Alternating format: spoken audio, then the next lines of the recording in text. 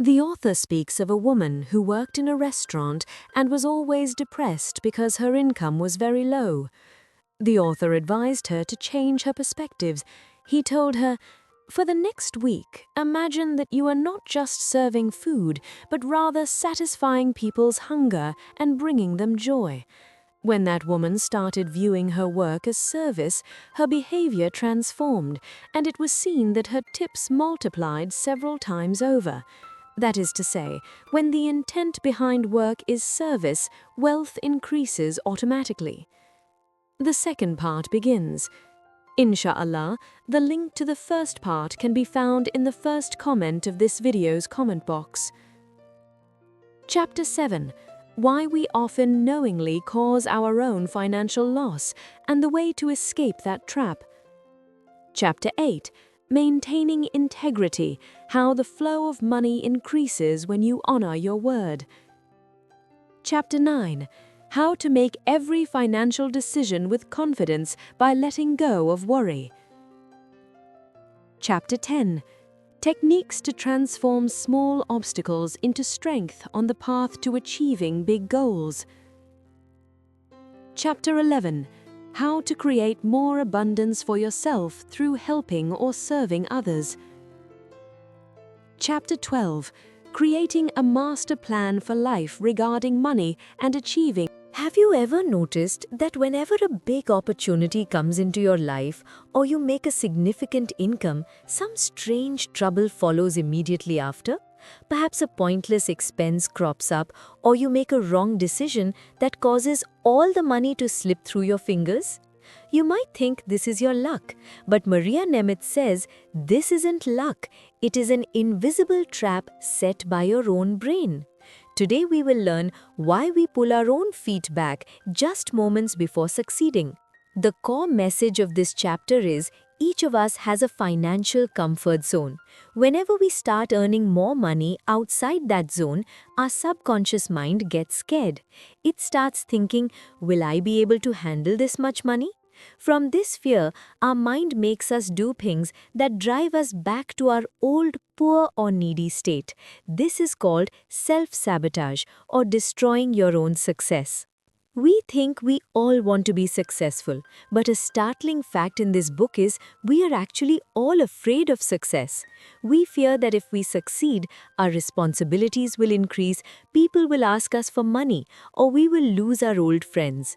This subconscious fear is what prevents your bank balance from growing. In other words, your enemy is not someone outside. Your enemy is your own old mindset. Consider a small businessman we know, Mr. Kamrul. After a lot of hard work, he landed a large order from which he was supposed to make a 5 lakhs taka profit. But as soon as the money arrived, instead of reinvesting it, he suddenly bought an expensive car or an unnecessary luxury item that was of no use to his business. Within a month, he was back in a financial crunch. Mr. Kamrul thinks his luck is bad, but actually, his subconscious mind made him spend that money so he could return to his familiar environment of struggle. Friends, pause this video for 2 seconds right now. If it has happened to you in the last year that you suddenly made a large unnecessary expense after receiving money, let us know in the comments by just writing yes or no. This admission is the first step towards breaking the trap of your subconscious mind. Today, you recognize the internal enemy that prevents you from being successful. But what is the greatest weapon to overcome this obstacle? Your integrity, or honoring your own word. How does keeping your promises increase your financial power or energy tenfold? See you in the 8th chapter, where we will discuss the magic of financial honesty and integrity, which will make your life as strong and clear as glass.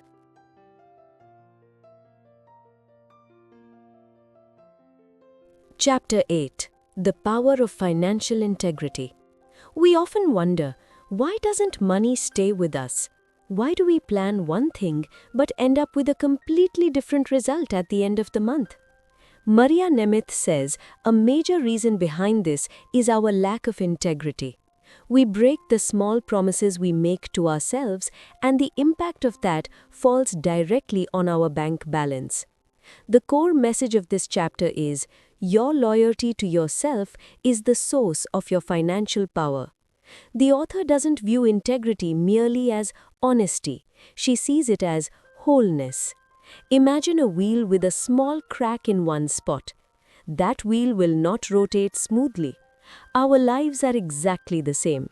When we make a promise to ourselves, for example, from today I will spend mindfully, but fail to keep it, a crack is formed in our subconscious mind. This reduces our personal power. When you don't believe in yourself, your financial decisions also become weak. Integrity means doing what you said you would do, and if you can't, taking responsibility for it immediately. Key examples and stories. The example of the torn pocket. In this chapter, the author compares lack of integrity to a torn pocket. No matter how much money you earn, if you lack integrity, meaning you don't stick to your plans or principles, that money will inevitably leak through that torn pocket. You cannot solve the problem by increasing your income until you repair the hole, your integrity.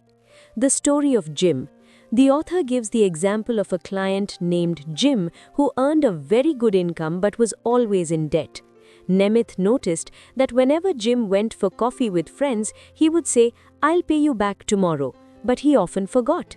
Nemeth explained to him that these small instances of not keeping his word were signaling his subconscious that my words have no value. When Jim started settling these small obligations, surprisingly, his major business deals also began to succeed. We think that only big corruption causes financial loss, but Maria Nemeth says not replying to an email on time or breaking your diet chart for even a day also obstructs your financial abundance. This is because every small broken promise diminishes your self-confidence bit by bit. Pause the video and think, is there any small task you promised to do but haven't? Perhaps calling someone or repaying a small debt. Set a reminder on your phone right now to complete that task. Today you learned why honoring your word is essential for filling your pockets. But even if our words are consistent, why is our mind always restless with worry?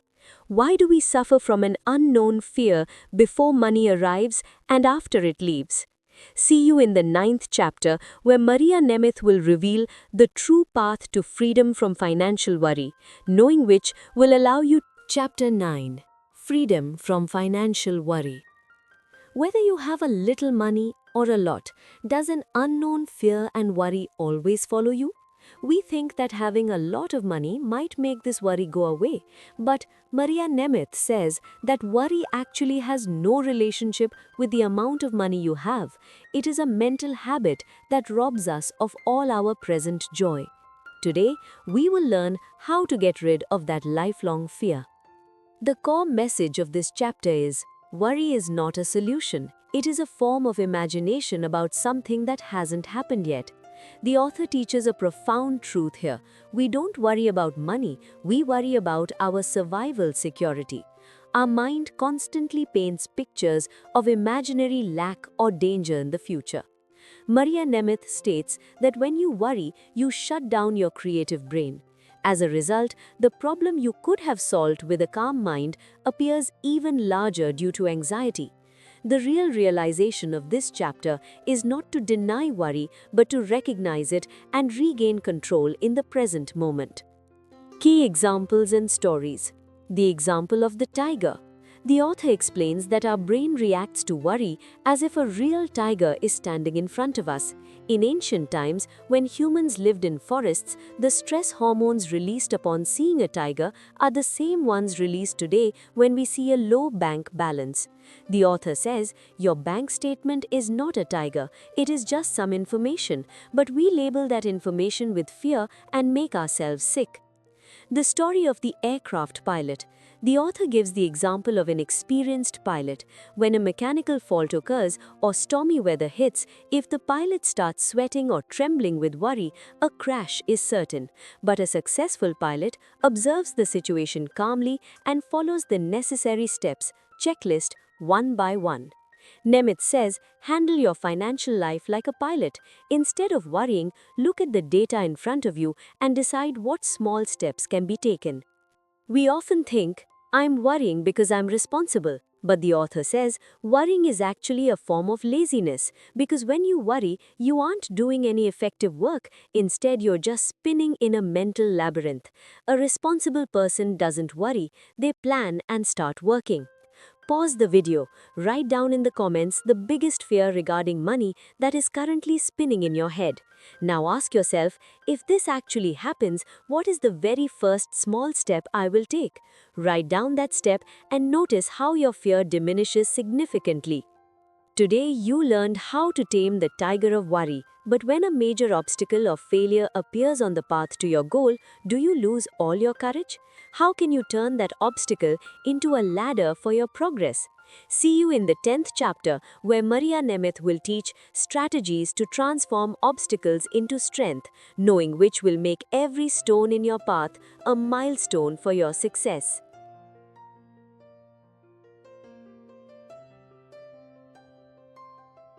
Chapter 10: Strategies to Transform Obstacles into Strength.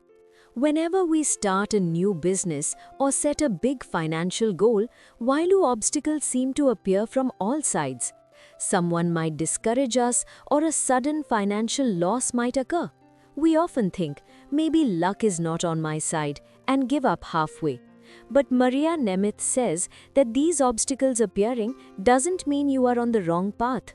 Rather, they are an essential part of your success. Today, we will learn how to make every obstacle a stepping stone for your progress. The core message of this chapter is, obstacles do not come to stop your energy, but to make your focus even stronger. The author provides an extraordinary spiritual and scientific concept here. She says that whenever you want to do something bigger than your current state, a reverse force of nature acts as resistance. This is much like exercise. The more the weight or resistance, the stronger your muscles become.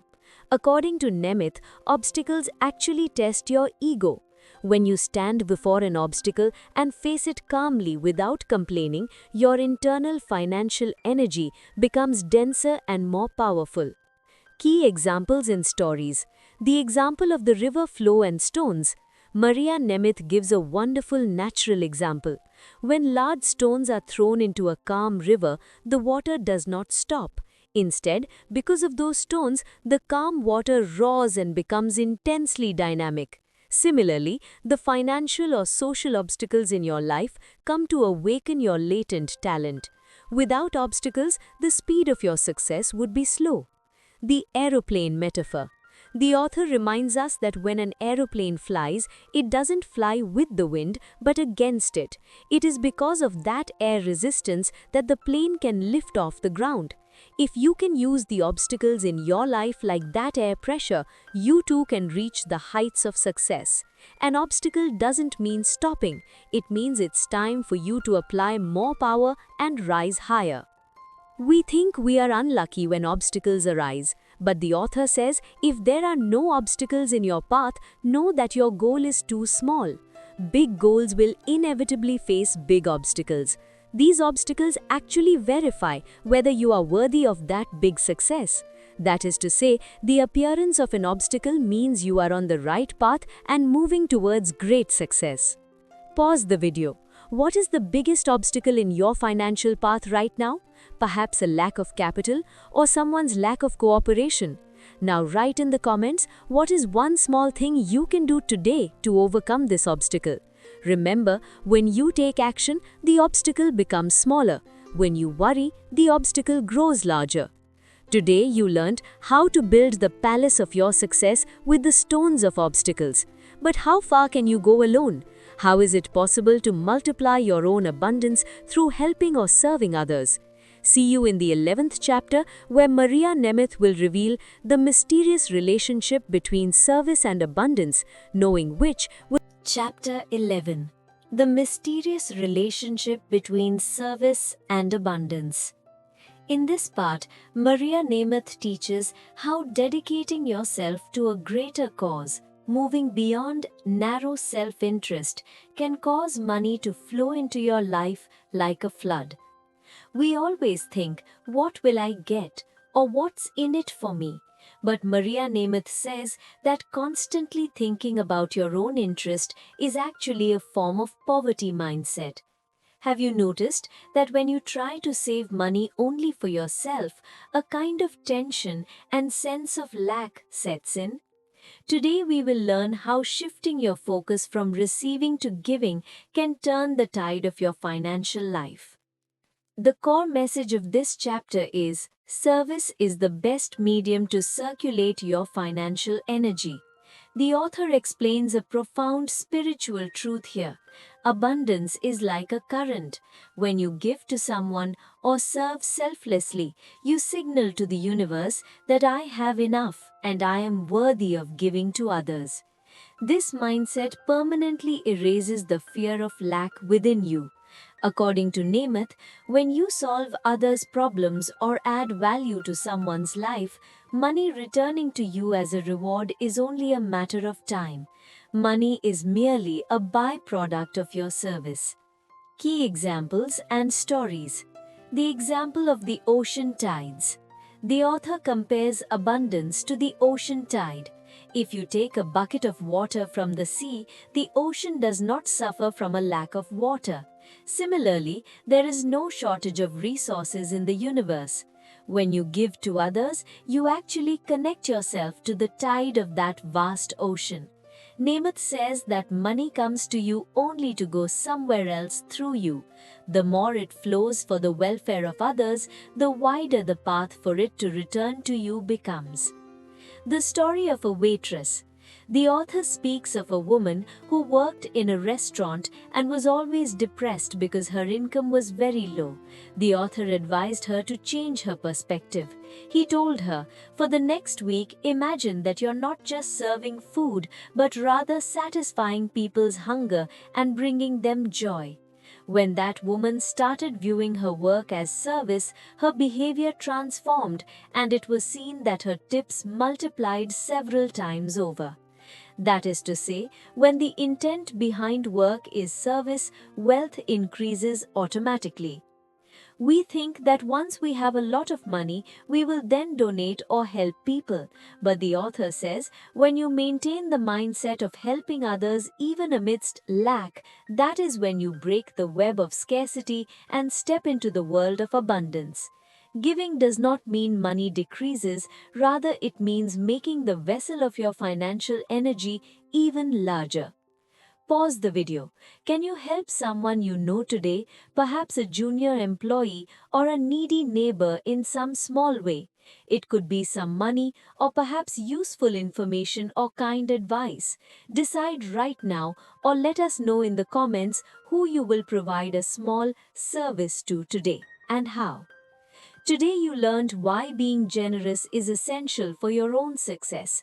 We have learned many secrets of this energy or money, but how do you tie all of this together to create a perfect master plan for life?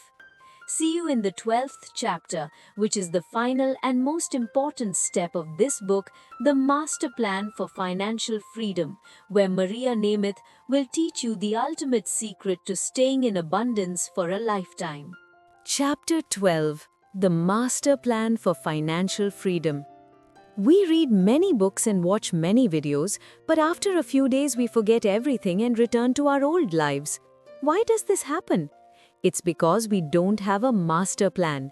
Do you want the knowledge you've gained to serve you for a lifetime? Maria Nemeth says that while dreaming big is good, if you don't bind that dream to a specific plan, it will remain nothing more than a castle in the air. Today we will learn how to design a blueprint that ensures abundance until the final day of your life. The core message of this final chapter is, financial freedom is not a destination, it is a conscious lifestyle. By master plan, the author doesn't just mean accounting for your savings, she means building a bridge between your dreams and your reality. The true realization of this chapter is that when you align your spiritual values with your daily expenses, all financial chaos disappears from your life. A master plan is a compass that shows you the right path even in the middle of a storm. Key examples and stories. The architecture of life. The author gives a wonderful example. When you build a house, do you just start working with bricks and sand on a whim? Certainly not. First, you create a perfect blueprint or design. Nemeth says, your life is much more valuable than your house. Yet, we pass year after year without any design for our lives. Your master plan is the architectural design of your life, through which you can see how every coin is like a brick building your future palace. The story of a successful client. The author speaks of a client who always claimed to love traveling, yet all his money was spent eating at expensive restaurants. When the author had him create a master plan, he realized his spending did not align with his values. Once he consciously reduced restaurant expenses and created a separate fund for travel, he became much happier than before. Nemeth explains that a master plan gives you the freedom to do what you love. It doesn't teach stinginess. We think a master plan means strict rules or chains, but the author says a master plan is the greatest freedom of your life, because when you have a plan, you can spend without fear and invest with confidence. One who has no plan is always an unknown fear, while one who has a plan knows exactly where they are going. Pause the video. Right now, in a diary, notebook, or in the comments, write down the 3 main goals of your life that you want to achieve in the next 5 years. Next to them, write down approximately how much money you need to achieve those goals. This small calculation is the first step of your master plan. Friends, today we conclude this revolutionary journey through Maria Nemeth's The Energy of Money. We learned that money is not just paper, it is the energy of our lives. If you truly remember these 12 chapters and apply them to your life, no financial crisis in the world can stop you.